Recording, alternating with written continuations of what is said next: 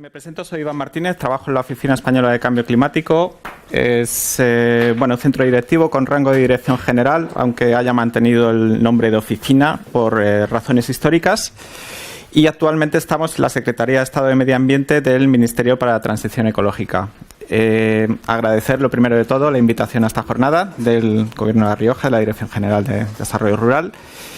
Y espero en una media hora más o menos contar más que el papel de todas las administraciones públicas. Ya bastante tenemos con el papel de la Administración General del Estado, más o menos qué es lo que hacemos desde nuestro centro directivo. Bien, comenzando muy rápidamente por el punto de partida en el que nos encontramos respecto al cambio climático. Estamos ya 1 grado por encima respecto al nivel preindustrial y este calentamiento global se asocia inequívocamente, en palabras de los científicos del IPCC, a las emisiones de gases de efecto invernadero, principalmente CO2, nitroso, metano y los gases fluorados. Si las emisiones continúan a este ritmo, alcanzaremos el 1,5 grados entre 2030 y 2052, lo más probable que sea alrededor de 2040. Y el calentamiento ya causado en el pasado va a persistir durante siglos y milenios, causando cambios irreversibles en el sistema climático. Bien, la respuesta al cambio climático se aborda desde 2 frentes, que son 2 retos complementarios. Estoy seguro de que la mayoría de los presentes lo saben, pero bueno, vamos a dejar claro desde el principio que afrontamos el cambio climático desde la perspectiva de mitigación, que trata de reducir las emisiones de gases de efecto invernadero, por un lado, y aumentar su retirada de la atmósfera a los llamados sumideros, entre los cuales se encuentran los bosques, sumideros terrestres.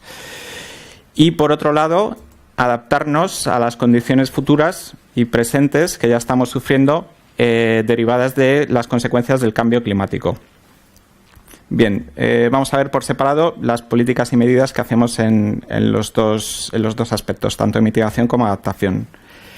Comenzando por mitigación, tenemos objetivos a distintos niveles espaciales, parte todo de la Convención Marco de Naciones Unidas contra el Cambio Climático. A partir de ahí descendemos a nivel Unión Europea y se establecen objetivos particulares para España.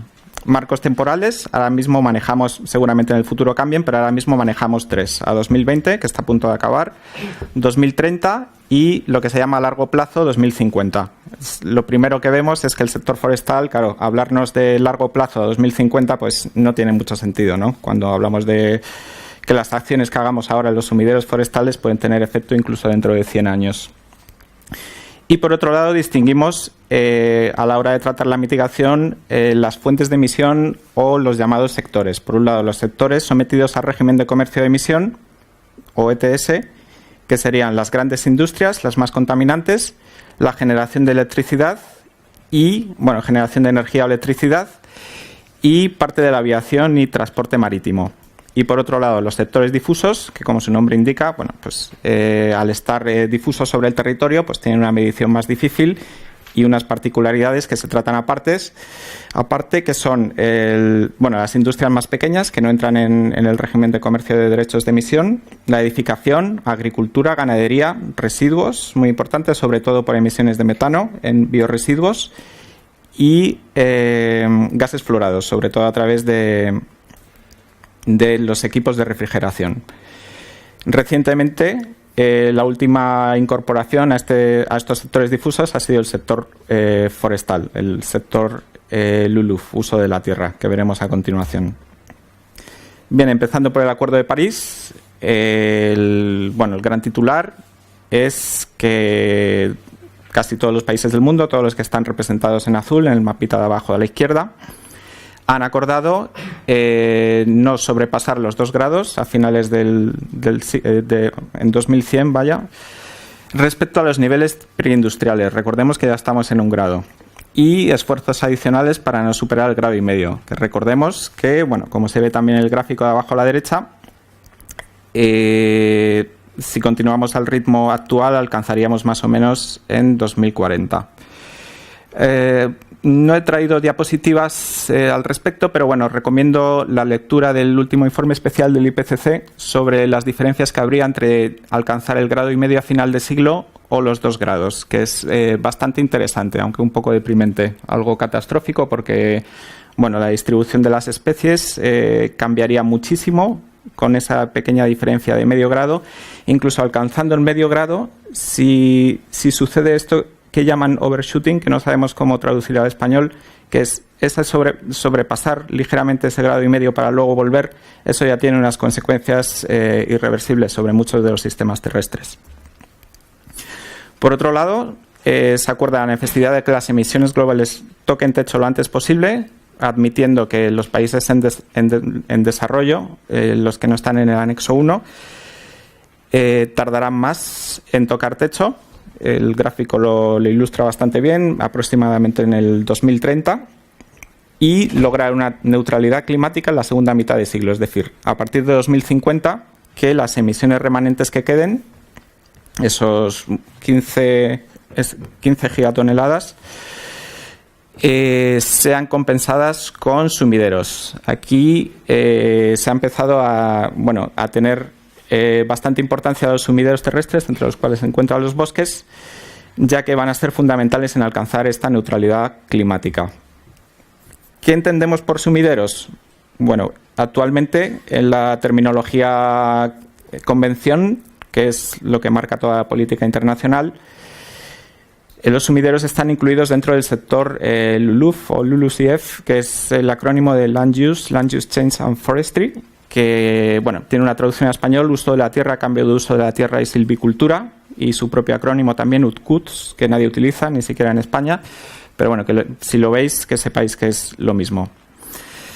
En este sector, toda la superficie terrestre se divide en 6 categorías, que son tierras forestales, bosques, tierras agrícolas, pastizales, que es un poco cajón desastre, lo que no entra ni en tierras forestales ni en tierras agrícolas, pueden entrar desde matorrales degradados hasta pastos mesofíticos, humedales, asentamientos o superficie urbana, y otras tierras que no entran en las otras categorías. Para cada una de estas categorías se miden stocks de CO2 de un año a otro, o sea, variaciones anuales, tanto en las tierras que permanecen como tal, como en las que cambian de categoría.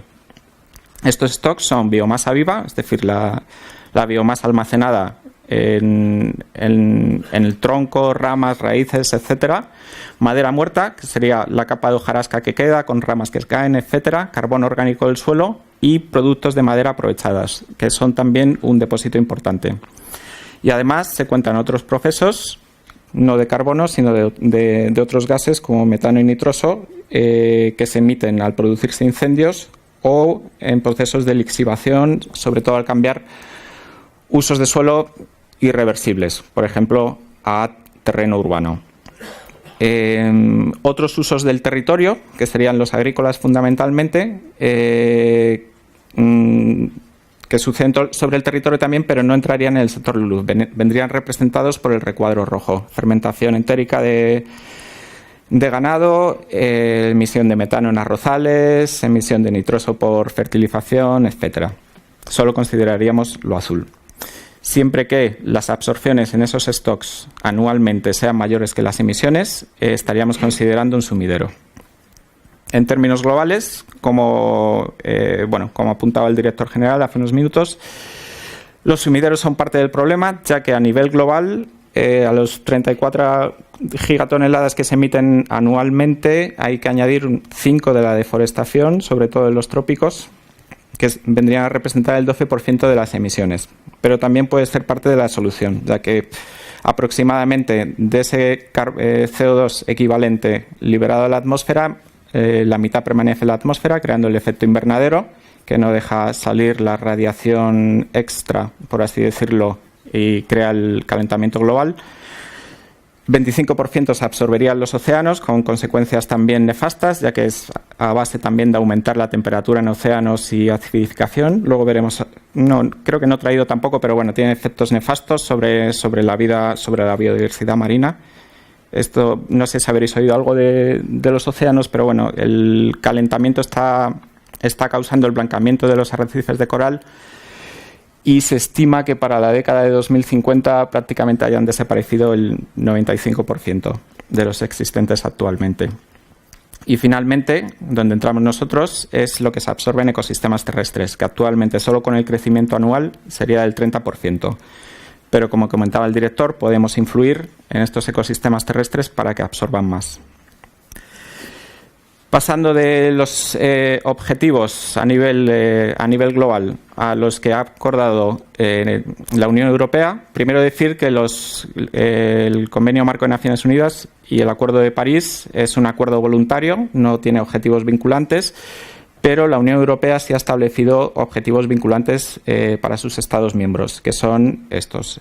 Pasamos del 2020, el famoso objetivo 20-20-20, que era reducir 20% los gases de efecto invernadero, que el 20% del mix energético sea renovable y lograr un aumento del 20% en eficiencia energética, al menos el 40% en reducción de gases de efecto invernadero, 27% en el mix energético de renovables y 27% de aumento en eficiencia energética. Nuestro trabajo se centra sobre todo en la reducción de gases de efecto invernadero. Se distingue, como decía antes, los sectores sometidos a régimen de comercio de emisión, sectores ETS, que pasamos de un objetivo del 21% en 2020 al 2030 menos 43%. Este objetivo es a nivel global para toda la Unión Europea, es decir, no hay... El registro de instalaciones es único para toda la Unión Europea, no para países, así que todas las instalaciones en este registro tienen que lograr este 43%. El funcionamiento del régimen de comercio de emisión es que cada año se reducen las asignaciones gratuitas que tiene la industria, de forma que o bien tienen que mejorar la tecnología para emitir menos, o si emiten lo mismo tienen que acudir al mercado del carbono. Con un precio actual está subiendo bastante, está a unos 25 euros por tonelada de CO2 y es una herramienta bastante potente. Si tuviésemos algo parecido para sumideros, algún tipo de precio por carbono absorbido, se solucionarían bastante de nuestros problemas. Por otro lado, para los sectores difusos pasamos de un menos 10 a un menos 30%. Decir que estos objetivos son relativos a 2005. Aunque el objetivo global se marca respecto a 1990, estos objetivos son relativos a 2005 porque es el primer año en el que se tienen datos fiables de estos sectores. Decir también que, como comentaba al principio, hasta 2020 no se han considerado los sumideros en los objetivos de reducción y a partir de 2030, o sea, a partir de 2021, a los objetivos 2030, sí tendremos en cuenta los sumideros. Por tanto, 3 pilares en el marco de energía y clima de la Unión Europea: reducir 43% los sectores sometidos al comercio y los difusos un 30%. Los difusos tienen la regulación de reparto de esfuerzos, en el que a España le corresponde un 26% para lograr ese 30% a nivel Unión Europea, y el reglamento LULUCF, que se aprobó el año pasado y establece solo un objetivo de no emitir más de lo que se absorbe. Eso sí, siguiendo sus reglas contables, que ahora veremos, que no son nada favorables. Tenemos hasta 280 millones de toneladas que podemos, si sobran del sector LULUCF, de los sumideros, podemos transferir al objetivo del 30%. Esos 280 millones son también a nivel Unión Europea y se han repartido en los Estados miembros según el peso en los inventarios de gases de efecto invernadero que tiene la agricultura, ya que se reconoce que la agricultura tiene un poder de mitigación mucho menor. A España le han correspondido 29 millones de toneladas, que está bastante bien, ya que es un 10% del total de la Unión Europea. ¿Cómo se miden las emisiones y absorciones en el sector LULUCF? Pues actualmente y hasta el 2020, aunque quede poco, todavía estamos en este periodo, tenemos una doble contabilidad. Por un lado, lo que se reporta a través del Inventario Nacional de Gases de Efecto Invernadero, que está regulado por el Reglamento 525/2013, en el que se miden todas las emisiones y absorciones de las 6 categorías que comentaba hace unos minutos, y se considera que todo el terreno en la Unión Europea es gestionado. Es decir, España, aunque tengamos una superficie de bosque abandonada, se considera como gestionado. Si hay un fuego, se considera que es no consecuencia de la intervención humana, pero sí consecuencia de la gestión.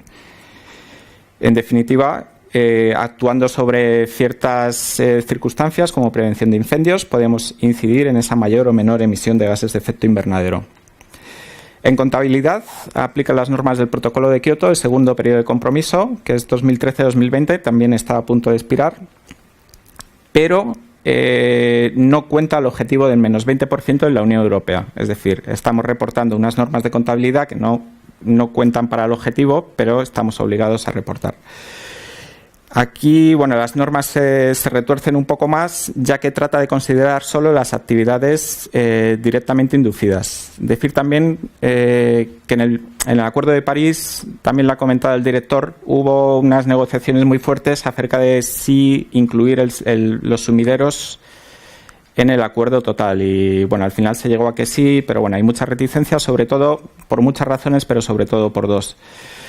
Por un lado, porque sobre los sumideros, todos lo sabemos, creo que todos somos del sector forestal, afectan muchas circunstancias, no solo humanas, sino naturales e indirectamente inducidas, como pueden ser, pues el propio cambio climático genera unas condiciones de crecimiento que no son las habituales que habría sin cambio climático. Los incendios naturales se consideran unas condiciones naturales bajo ciertas circunstancias. Es decir, el Protocolo de Kioto trata de quitar todas esas circunstancias naturales indirectas y reflejar solo actividades directamente inducidas por el hombre.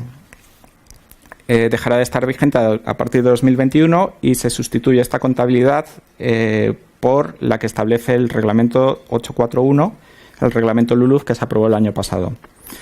Volvemos a pasar de la contabilidad basada en actividades que establecía Kioto a una contabilidad basada en superficie, a priori bastante más sencilla.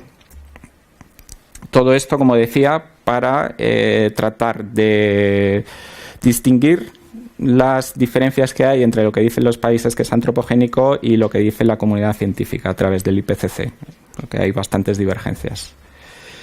Este es el aspecto que tiene el capítulo de LULUCF en el Inventario Nacional de Gases de Efecto Invernadero, es decir, absorbemos unos 38 millones de toneladas actualmente al año, y la categoría de tierras forestales, evidentemente, como cabía esperar, representa prácticamente un 90% de esas absorciones totales. Sin embargo, si nos fijáramos solo en la línea azul, estamos notando un declive en los últimos años y las proyecciones que tenemos a futuro, el declive va a ser todavía más acusado, principalmente por la afección del cambio climático. Es imposible separar la adaptación y la mitigación al cambio climático, es decir, los bosques que no estén adaptados difícilmente mitigarán en el futuro y ya estamos sufriendo las consecuencias. La ausencia de programas de reforestación importantes desde 2005, cuando se acabó el programa de reforestación de tierras agrarias de la PAC, con regulares resultados.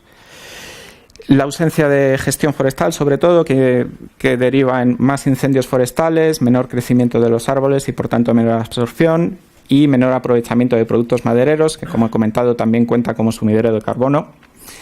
Y otras cuestiones derivadas de la propia metodología en la medición de emisiones y absorciones. Es decir, que está muy pensada para bosques totalmente productivos, o sea, en lo que los árboles es como un cultivo de árboles, y el Mediterráneo no termina de encajar muy bien en las normas establecidas. Esta es la nueva contabilidad basada en esas 6 actividades. Tierra deforestada, tierra forestada, cambiamos de Kioto, que se consideraba forestación o reforestación en función de si había cambio de uso de suelo respecto a 1990, que era el año de referencia. Ahora todo es tierra forestada y se considera un periodo de transición de 20 años actualmente, aunque estamos considerando cambiarlo a 30 años, que se ha introducido por primera vez la posibilidad de ampliar ese periodo de transición. El periodo de transición es lo que tarda el bosque en alcanzar su madurez, por así decirlo, más o menos un diámetro normal medio de 20 centímetros. Evidentemente esto para nosotros sigue siendo una broma porque en España tenemos, bueno, no hablar de sabinas, encinares que tardan a lo mejor 90 años en alcanzar esa madurez, pero bueno, el que se haya ampliado de 20 a 30 ya es un primer paso. La tierra forestal gestionada, que se va a medir contra un nivel forestal de referencia, que ahora veremos, y luego tierra agrícola gestionada y pastizales gestionados. que se miden contra la media de absorciones en el 2005-2009. Esta matriz nos dice de una manera más o menos sencilla la correspondencia entre las superficies reportadas en el inventario de gases de efecto invernadero con las superficies que tenemos que reportar en LULUF, de forma que, bueno, lógicamente lo que de año a año permanece como superficie forestal es lo que consideramos como tierra forestal gestionada. Nivel forestal de referencia. Viene a ser un nivel que nosotros establecemos en el futuro basado en las prácticas documentadas en el periodo 2000-2009, lo que hemos hecho con nuestras tierras forestales gestionadas, incluyendo proyecciones de las características dinámicas relacionadas con la edad. Es decir, hay que incluir de alguna forma la evolución de las clases diamétricas, clases de edad, clases de biomasa, como quiera que se llame. Nosotros hemos incluido clases de biomasa al final. Y no incluye cambios previstos en la gestión forestal, es decir, se basa estrictamente en la observación 2000-2009. En la figura de abajo a la derecha tenemos una representación de lo que vendría a ser más o menos, es decir, si esto es lo que absorben nuestros bosques, las líneas negra y gris. En función de lo que hemos hecho, 2000-2009, prevemos que para el 2020-2030 va a ser la línea roja, que además es muy parecida a lo que nos sale a nosotros. Es decir, nuestro nivel de referencia forestal va a estar marcado en esta línea roja horizontal, de forma que si quedamos por abajo tendremos créditos en sumideros y si quedamos por arriba tendremos débitos. Riesgos que nos hemos encontrado en la determinación. Primero, la dificultad para definir y documentar prácticas pasadas a nivel España. O sea, es muy difícil encontrar qué se ha hecho con los bosques, documentos, cuánta madera se has traído, planes de gestión, entre otras cosas, porque el porcentaje de superficie ordenada en nuestros montes es del 17% actualmente. Incertidumbre ligada a estimaciones y asunciones en el desarrollo de esa superficie forestal. Por ejemplo, en el 2000-2009 se hace una media de lo que has gestionado, pero no tiene en cuenta cómo va a evolucionar esa superficie forestal, si va a aumentar, si va a disminuir por incendios, etcétera, y otras particularidades nacionales que no se han tenido en cuenta. El reglamento LULUF establece una obligación de presentar Plan Nacional de Contabilidad Forestal antes del 31 de diciembre del año pasado. España lo entregó a tiempo y está publicado en nuestra página web. Si ponéis Plan Nacional de Contabilidad Forestal en Google os sale esto sin problema, en inglés y en español. Y los futuros pasos es, una vez presentado a la Comisión Europea, cosa que hicimos el 31 de diciembre, hemos tenido una primera revisión en la que hemos estado todos los países miembros, todos los Estados miembros y una serie de expertos. Del 1 al 12 de abril de este año, hace un mes, estuvimos reunidos en Bruselas y estuvimos viendo país por país lo que habían hecho con su Plan Nacional de Contabilidad Forestal y teniendo oportunidad de revisar si era correcto o no era correcto. Y bueno, las conclusiones de esta revisión saldrán publicadas muy próximamente en el registro de grupos de expertos de la Comisión Europea. Ayer nos mandaron los borradores de actas que van a publicar, así que yo supongo que en un par de semanas estarán publicadas. Decir que nuestro Plan Nacional de Contabilidad Forestal y nuestra determinación de nivel forestal de referencia se basó en el Inventario Forestal Nacional, que era la única fuente que teníamos de lo que había ocurrido con los bosques, aunque hubo que hacer un poco de inventiva a la hora de interpretar qué prácticas de gestión habían tenido influencia en la diferencia de stock entre 2000 y 2009. Hemos hecho nuestros números de previsiones en el sector LULUF para este periodo 2021-2030 que establece el reglamento LULUF. Y como veis, bueno, no sé si se ve muy bien, pero la tierra forestal gestionada, que es como siempre lo que más va a absorber, tenemos una regla marcada por nuestro nivel de referencia forestal, FRL, de unos 30.000, es decir, vamos a ser emisores probablemente en tierras forestales gestionadas, lo cual suena muy raro, pero bueno, es la idea que tenía la Comisión al establecer los planes de los niveles de referencia, es decir, que se quede más o menos a cero y todo lo que hagas a futuro cuente como positivo. Pero si no haces nada, te quedas a cero o incluso a negativo, como reflejan estos números. Es decir, en total vamos a tener unos 11 millones de toneladas de sumideros en el 2021-2025 y 3 por el declive de esas forestaciones que cuentan 20 años, es decir, a partir de 2025 empezarán a dejar de contar unos 3 millones de toneladas, es decir, en total unos 14 millones de toneladas para todo el periodo, muy alejado de los 29 millones que tenemos disponibles para todo el sector difusos, para todos los sectores difusos. Ahí entra establecer políticas y medidas para aumentar estos sumideros. Tenemos 3 fundamentales establecidas, respecto a la ley de cambio climático y transición energética, que lleva unos cuantos intentos, unos cuantos años tratando de salir a la luz. El Plan Nacional Integrado de Energía y Clima y la Estrategia de Bajas Emisiones a Largo Plazo las establece el Reglamento de Gobernanza, también aprobado el año pasado, de la Unión Europea. Y luego una serie de iniciativas que llevan en marcha unos 4 o 5 años desde nuestra unidad de la Oficina Española de Cambio Climático, que son el registro de huella de carbono, proyectos de absorción y compensación de CO2, proyectos clima y los planes de impulso al medio ambiente, planes PIMA. Vamos a ver cada una.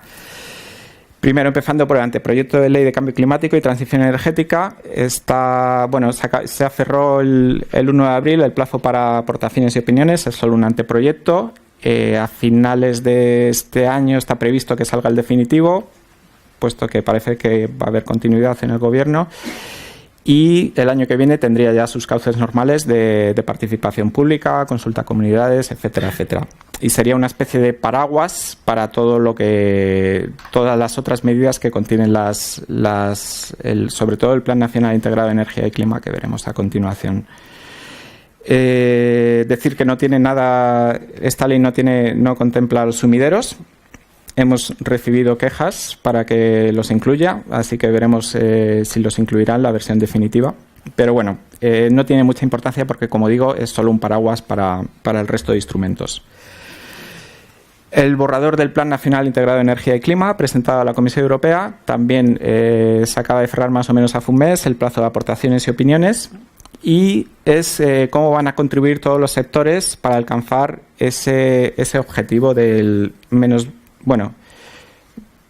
Esto incluye tanto difusos como comercio de emisiones. Sobre todo, mucha importancia a la generación de energía eléctrica, que es esta raya naranja, que se reduce a mínimos por la penetración de renovables, sobre todo, que se pretenden instalar de aquí a 2030. Algunos números: 21% de reducción de emisiones de gases de efecto invernadero respecto a 1990, es muy por encima del nivel que nos había marcado la Unión Europea. 42% de renovables sobre el consumo total de energía, 39% de mejora de eficiencia energética y 74% de renovable en el mix eléctrico. O sea, es muy por encima de lo que nos había marcado la Unión Europea. Aquí sí que hay incluidas medidas de sumideros, tanto forestales como agrícolas, que son estas que aparecen aquí en la pantalla. Regeneración de sistemas adhesados para atajar la falta de regeneración crónica que tienen nuestras dehesas y aprovechar para aumentar su densidad hasta un 20% y que cuenten como bosques. Fomento de choperas en sustitución de cultivos agrícolas en zonas inundables. Esta medida gustaba a todas las administraciones hasta que nos hemos topado con las confederaciones hidrográficas, que no les gusta tanto. Creación de superficies forestales arboladas. Reforestación es la opción más obvia, aunque siempre es a costa de otros usos del territorio, con lo cual tenemos que coordinarnos sobre todo con el sector agrícola. En prevención de incendios tenemos 2 medidas, una con medios humanos, labores silvícolas, y otra con pastoreo controlado, es decir, aprovechando ganado silvestre. Fomento de gestión forestal, esto es muy obvio también, luego nos contarán algo en cuanto al Life Forest CO2. Hemos incluido solo coníferas porque en el momento de redactar el plan solo teníamos información concluyente sobre coníferas. Hemos recibido muchos comentarios que metamos también las frondosas, pero a fecha de hoy tenemos mucha más información sobre coníferas que sobre frondosas. Seguramente en el futuro tengamos más. y restauración hidrológico-forestal en zonas con alto riesgo de erosión. Por otro lado, medidas agrícolas, sobre todo orientadas a aumentar el carbono orgánico del suelo, como es la siembra directa, mantenimiento de cubiertas vegetales e incorporación de restos de poda al suelo en cultivos leñosos. Estas medidas están contempladas en el plan, como digo, y las tenemos cuantificadas en cuanto a generación de empleo, generación de rentas o todo lo contrario, es decir, cuantificadas los productos que van a dar y lo que costaría su implantación y sobre todo cuánto absorberían en relación al CO2. No han sido incluidos estos números en este borrador del plan porque estábamos pendientes, entre otras cosas, del número que nos saliera el nivel de referencia, el nivel de referencia forestal, que va a influir en todas las cuentas que hagamos en estas medidas de sumideros, pero seguramente estén incluidos en el Plan Nacional Integrado de Energía y Clima definitivo, que se aprobará a finales de año y también el año que viene tendrá su proceso normal de participación pública. La estrategia a largo plazo trata de lograr esa neutralidad climática a partir de 2050 y bueno, aquí estamos muy al principio, estamos empezando a redactar este documento y aquí otra vez los sumideros van a tener una importancia bastante grande. De momento solo hay publicado un paper de la Comisión Europea que ha hecho unos modelos, concretamente 9, los que miraría cómo se lograría esta neutralidad climática en 2050. Es decir, que de esos 9 solo hay 2 que cumplan con esa neutralidad climática y en los 2 tienen una importancia tremenda los sumideros. El primero de ellos sería este de la izquierda. Bueno, primero decir que la agricultura prácticamente en ningún escenario está contemplada que vaya a reducir. Es decir, hay unas emisiones residuales de agricultura, de toda la fermentación entérica, etcétera, etcétera, fertilización, que ningún escenario considera que se puedan reducir ni con aumento de tecnología, cambio de tendencia sí, pero muy poco. Y eso es básicamente lo que tendremos que compensar con sumideros. El primero de los escenarios que lograría una neutralidad climática sería a costa de las tecnologías de captura de carbono, que sería representado por lo rojo, es decir, lo verde serían los sumideros LULUF, que no cambiarían prácticamente nada, incluso serían un poco más pequeños, como parece que va a ser si no hacemos nada.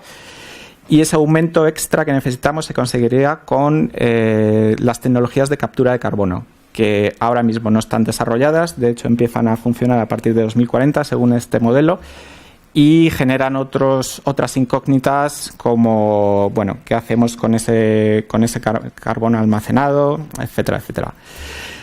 Y el segundo de los escenarios no tendría prácticamente penetración de tecnologías de captura de carbono, pero los sumideros LULUF aumentarían muchísimo, es decir, tendríamos que llegar a unos 480 millones de toneladas a nivel UE frente a los 300 millones que estamos actualmente, es decir, muchísimas medidas para fomento de sumidero. Decir también que la reforestación y forestación tiene el coste por tonelada de CO2 absorbida claramente más bajo de todas las tecnologías que hay disponibles. En comparación con las capturas de las tecnologías de captura de carbono, que es con lo que más se compara, no tiene absolutamente ninguna comparación. Además, todos sabemos que con reforestación creamos empleo, además empleo rural, que es muy necesitado en nuestro país, fomentamos otras cualidades como ecosistemas, etcétera, etcétera. Mantenemos biodiversidad, es decir, no hay comparación entre las tecnologías disponibles con la reforestación. Pasando a las iniciativas que llevamos ejecutando desde la Oficina de Cambio Climático desde hace 4 o 5 años. Empezamos por el registro de huella de carbono, proyectos de absorción y compensación de CO2, que empezó en 2014, la publicación del Real Decreto 631, creo recordar, 2014, y tiene 3 secciones. La primera sección, las organizaciones, entiéndase organización, una empresa, universidad, administración pública, nosotros calculamos la huella de carbono de nuestro ministerio, calcularían su huella de carbono y se comprometen a reducirla en los años siguientes. Establecemos como obligatorio calcular lo que en el estándar internacional se llama alcance 1 y 2, que son las emisiones directas por consumo energético, consumo de luz, etcétera, consumo de calefacción, emisiones directas de los coches que tienen a su cargo, etcétera, etcétera. Dejamos como opcional el alcance 3, que serían las emisiones indirectas, es decir, considerar el consumo de papel, por ejemplo, hacer la trazabilidad de dónde viene. No es lo mismo la huella de carbono de un papel que viene de China que de uno que viene de aquí, etcétera. La segunda sección serían proyectos forestales que incrementan la capacidad de sumidero. Aquí estamos bastante abiertos al tipo de metodologías que pueden entrar como proyectos de absorción, pero actualmente solo tenemos aprobados 2, que son reforestaciones con cambio de uso de suelo y plantaciones forestales después de un incendio forestal. Estamos trabajando para incluir la gestión forestal, que es claramente donde entraríamos con más fuerza en todo el territorio, y otras metodologías como el tratamiento de plagas, sustitución de especies forestales como consecuencia de la adaptación al cambio climático, cambio de cultivos herbáceos a leñosos, etcétera, etcétera. Pero bueno, todo esto requiere bastante trabajo y estamos en ello. Finalmente, la sección C, una organización que haya calculado su huella de carbono puede acudir a un proyecto de absorción y compensar sus emisiones de CO2. El Ministerio daría fe de esta compensación y se emitiría un sello que pueden utilizar con fines comerciales y de publicidad. Algunos datos sobre La Rioja, pues hay 30 organizaciones inscritas en el registro, de un total de 789, y 5 proyectos de absorción, de un total de 42, que son estos 5. Básicamente empresas de calzado y el Ayuntamiento de Arnedo, que es bastante activo al respecto. Tenemos unas 80 hectáreas, que no está nada mal, y una absorción prevista de unas 20 y pico mil toneladas de CO2, que no está nada mal tampoco.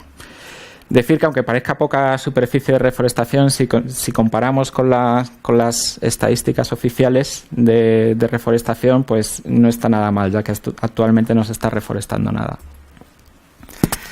Los proyectos clima son proyectos de reducción de emisiones en sectores difusos. Aquí no se incluye todavía los sumideros, aunque probablemente en el futuro estén incluidos, y se basa en un pago por tonelada de CO2 reducida y verificada. Es decir, tiene que haber un verificador externo que dé fe de que esa tonelada de CO2 se ha reducido. Tienen que ser proyectos desarrollados en territorio nacional, que no sean derivados de la aplicación de una normativa, o sea, que sean adicionales, generar reducciones verificables e inventariables, y que que puedan medirse valla e entrar en el Inventario Nacional de Gases de Efecto Invernadero. Se paga, cada año se saca un Real Decreto con la convocatoria, se establece el precio por tonelada, actualmente está en 9,7 euros, se hace un calendario de compras, se puede pagar hasta los 4 años siguientes a la firma del contrato, y hay una serie de metodologías de cálculo aprobadas, que son las que aparecen en pantalla, pero también se está abierto a nuevas metodologías que se pueden presentar. El Consejo Rector del Fondo para una Economía Sostenible los estudiaría y se pueden aprobar, como se ha hecho con el resto. Hasta ahora ha habido 7 convocatorias. La actual, ya se cerró, creo, hace un mes. Casi 400 proyectos aprobados, con bastantes toneladas de CO2 ya verificadas en los años anteriores, y un coste total de 20 millones de euros, que no está mal tampoco.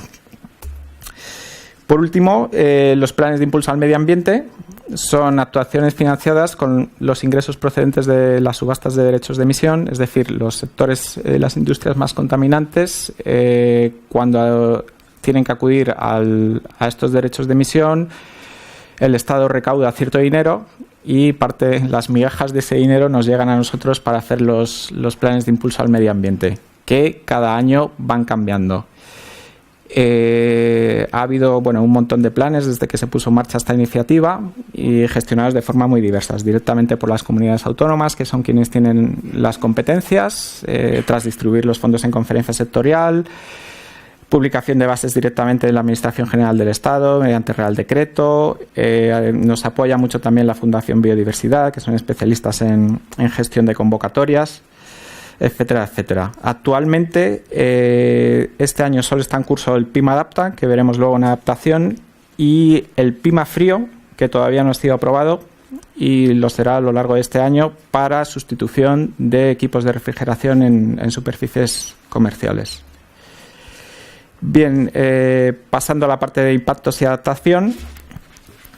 Bueno, lo primero, recalcar otra vez la importancia de la adaptación, más si cabe en el sector forestal. ¿Por qué es importante la adaptación? Porque aunque disminuyamos nuestras emisiones de CO2, es decir, aunque todas las medidas de mitigación logren su objetivo, es decir, si reducimos al mínimo, la propia inercia del sistema climático va a hacer que el CO2 se estabilice muy por encima del nivel actual en 100 o 300 años, las temperaturas todavía más por encima del nivel actual en unos cuantos siglos, y el nivel del mar más todavía, porque la inercia es más lenta todavía en el mar que en la atmósfera.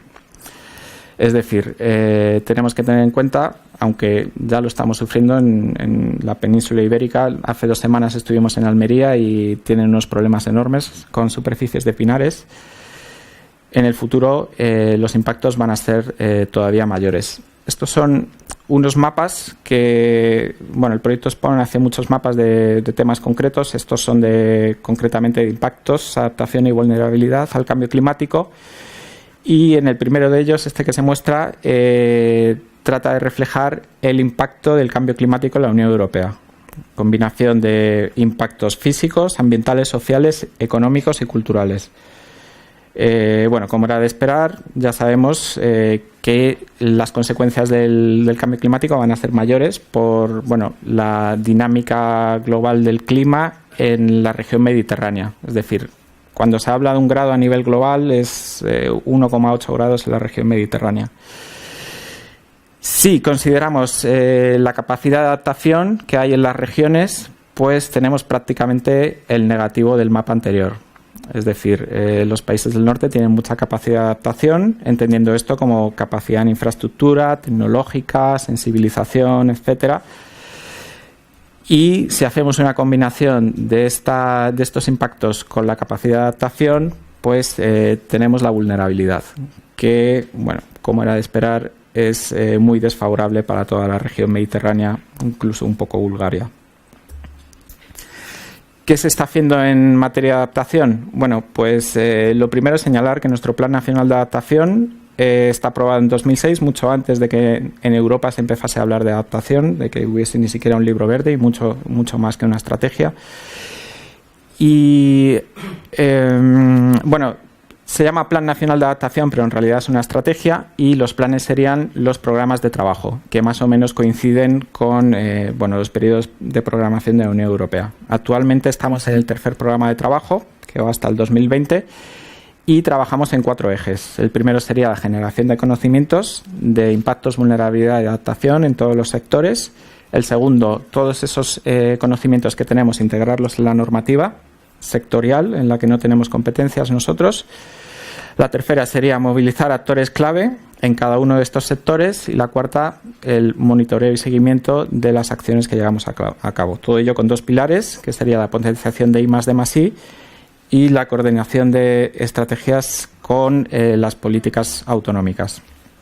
Actuamos sobre estos sectores, sistemas, recursos, territorios, es decir, cubrimos todo el tejido socioeconómico y todo el terreno, todo el territorio nacional. Y bueno, por presentar algunos de los trabajos que hacemos, por ejemplo, en el eje 1, creo que pueden ser interesantes. Todos, por supuesto, están disponibles en Internet gratuitamente.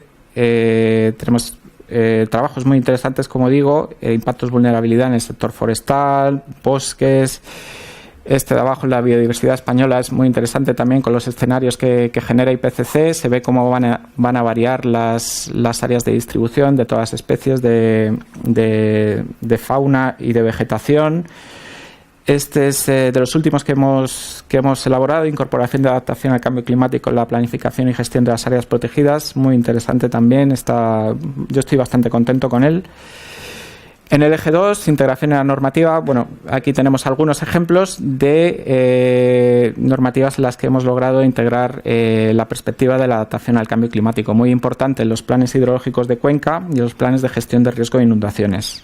Esto está ligeramente desactualizado, pero bueno, lo vamos a tener en cuenta también en el plan de la revisión que se está haciendo del Plan de Acción Nacional contra la Desertificación y del Plan Forestal Nacional, que por fin va a ser revisado con un ligero retraso. Eje 3, movilización de actores. Hacemos seminarios sectoriales en los que se invita a actores clave y bueno, se juntan 2 o 3 días y se tratan ideas, experiencias que se ponen en común entre todos los gestores. Estamos muy contentos con estos seminarios porque la verdad es que salen bastante bien, sale todo el mundo muy contento, genera mucho conocimiento entre todos los asistentes y hemos tratado varias veces los temas de bosques y biodiversidad y bueno, seguramente tengamos que seguir tratándolo en el futuro porque es uno de los más complejos. Hacemos también divulgación a través de la red de seguimiento del cambio global en los parques nacionales, que es un convenio que tenemos con AEMET y parques nacionales. Elaboramos guías fáciles de los informes del IPCC, también muy recomendables, también disponibles en la web. Y luego tenemos un live Sara, que tenemos a medias con los colegas de la Agencia Portuguesa de Ambiente, en el que tratamos de mejorar la gobernanza en materia de adaptación en la península ibérica. Y bueno, tenemos muchas actividades, aquí vienen algunas de ellas, desayunos con periodistas, visitas de campo con periodistas también, actores sensibles del territorio, etcétera, etcétera. En el eje 4, seguimiento de evaluación, tenemos los informes de seguimiento del Plan Nacional de Adaptación. El último ha sido publicado a finales del año anterior, que viene lo recogido en periodos de 2 o 3 años todo lo que hemos hecho. También bastante recomendable su lectura. Y tenemos la página web Adapteca con 2 Cs, en donde colgamos toda la información en materia de adaptación. Es decir, todas estas publicaciones que he comentado se pueden encontrar en Adapteca. Por último, un visor de escenarios de cambio climático que acabamos de remozar. Yo creo que esta semana o la siguiente saldrá la nueva versión y que es muy interesante. Es de lo que más felicitaciones recibimos porque bueno, es una herramienta muy útil para la planificación. Con los escenarios de IPCC, los llamados RCP son trayectorias de concentración radiativa, tienen en cuenta el comportamiento humano en la futura emisión de gases de efecto invernadero y consideramos un escenario más pesimista o realista, porque parece que es al que nos dirigimos, y otro más optimista. Y puedes ver en el territorio pues una serie de hasta 19 variables: temperatura máxima, mínima, precipitación, número de días de helada para los píxeles que consideramos en concreto. Y por último, comentar nuestro programa PIM-Adapta, con el que financiamos algunas actuaciones de adaptación al cambio climático. Actualmente, este año, tenemos estas líneas de actuación en parques nacionales, en el dominio público hidráulico, en la costa, y una convocatoria de ayudas en régimen de concurrencia competitiva en la que nos ayuda la Fundación Biodiversidad. En años anteriores hemos tenido otras líneas de actuación, como el PIM-Adapta Ecosistemas, que tiene un proyecto aquí en La Rioja, pero este año, bueno, parece que ha habido algunos, no tenemos presupuesto, veremos a ver si podemos sacar otra vez la línea. Y nada más, bueno, creo que he dado demasiada información. Os dejo ahí los correos de la subdirección y el mío propio, que tardaría algo más en contestar, yo creo, por si tenéis dudas en el futuro o queréis comentar lo que sea. Nada más.